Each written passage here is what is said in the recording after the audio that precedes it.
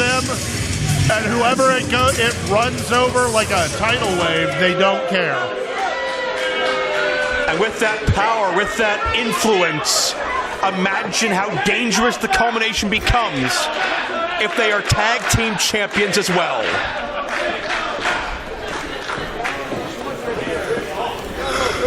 The Culmination are not just physically dangerous, they master in psychological warfare. We saw some dueling video packages from each on IWC social media. And TME holding the ultimate psychological advantage. The tag titles, Atticus Cogar showing blatant disrespect for the history and lineage of those titles. Yeah, this is not about them wanting titles. This is about them wanting to take something away from the main event. Absolutely.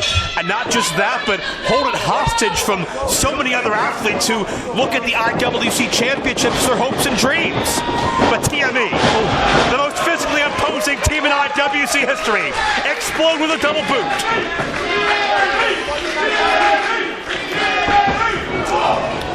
Ganon and Duke certainly with a size advantage. We'll see how that develops as this contest progresses, but check out the agility of two natural athletes. Well, the thing is, you would look at this on paper and think, well, there's no way the Culmination is even a threat. And then you can hear about what we're talking about, and you understand just what kind of psychological warfare the Culmination consistently engages in. They are double tough, and they are able to enact the evil that is in their hearts with nothing in their way. Spinning side suplex to Remy, much the same for Atticus Cogar. And the metahuman leads to Ganon Jones Jr. with that stomp, plants Atticus down right in the back of his hand. Cover here, Remy Lavey with the interruption as TME already been routed once tonight by Jackson Argos. Jackson Argos will easily get under your skin, but Atticus Cogar now. Shotgun knees connecting with Ganon as Ganon was distracted by Remy Lavey. And you see Atticus, like a pit bull, just over top of Ganon Jones Jr., calls himself Silver Teeth Satan, and certainly he's the manifestation of the devil incarnate, mind, body, and soul. I was gonna say, you can see the silver glint in his mouth when he opens it. I also want to point out, Ganon Jones Jr. much bigger than either man, and that is not stopping the Culmination one bit. They are beating on him like he's 4'3", 120 pounds. And notice what Atticus just did, Jay Worth.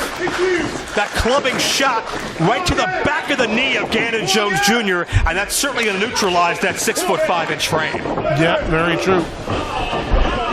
And Ganon tried to elevate Atticus. Atticus punches his way free. Atticus is just like a piston in there with how quickly he can fire off revolutions. Just elbows and knees, stomps and fists. And a man that does not feel any sympathy for his fellow man whatsoever, Atticus revels in making other people suffer. Remy Lavey, now the mind eraser. The man who nearly systematically ended the career of Keith Hart. Ooh. Springboard dropkick by Atticus, right to the skull of Ganon Jones Jr. New champions here, Duke Davis, in just in case, but Ganon able to muscle Atticus Cogar off. And Atticus, there you see, no fear. Not a bit. He'll step up to anybody, whether it's a good idea or not. And I'm going to point out, Atticus, Duke Davis gave him a little kick, and Atticus recognized that immediately. He said, I clearly have space in your head, and I'm going to exploit it. Now, speaking of head, you can look at the face on the shirts of the Culmination and tell whose ideology is in their head. Charles Manson's infamous glare, looking back at the broadcast table as we look at the Culmination. To be fair, I wasn't expecting Captain Kangaroo. So, how would the landscape, how would the mood, the dynamic of IWC's tag division change with the Culmination at the helm? I mean, let's be honest. Who wants to get within a mile of the Culmination? much less get into a ring and challenge them for a title. You know what kind of messed up stuff they're going to do to your head, much less your body. Set by Atticus and uses the momentum to drill Ganon with a German suplex. And Ganon has been in the ring taking this abuse for a while. Duke Davis has not gotten the chance to tag his partner out. And Duke realized he needed to save his partner that time. Atticus has so many ways to create misery, create pain and suffering around him, use his surroundings almost as offensive weapons. Ganon Jones Jr. is very compromised now for the first time in a long time. The Culmination knows how to create a storm of confusion around them and then take advantage of the eye of it.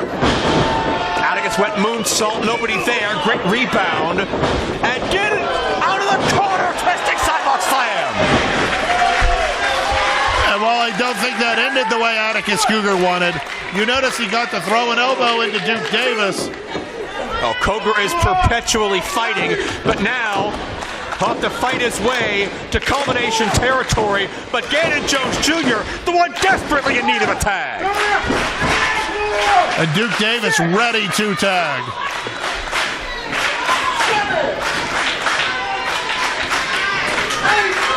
Well, referee said, hey, we almost had a double count out. Duke Davis tagged in. Big clothesline. And Remy Lavey in illegally. And Duke Davis showing that power. Remy Lavey getting rocked on the near 6'6" metahuman. Has him goozled. Ready to unload. No, Remy countered. Remy turned into a DDT. You see him grab a hold of the head and neck. And it's Culmination back on top. And Ganon. Oh. Huge face plant. Just whipped Remy around and then dropped him on his face and almost let his feet kick him in the back of the head. And Atticus, like a spider luring a victim to his web, let Ganon approach. Oh. But the plan didn't pay off. Ganon, that reach advantage, has the leg. Duke, up. Oh, look. Oh, good God. Atticus thrown like a projectile and nearly planted through the ring. Ganon Jones Jr. just caught him in a high angle back suplex. Almost a backdrop driver. Wait a minute. Duke again gonna finish this thing.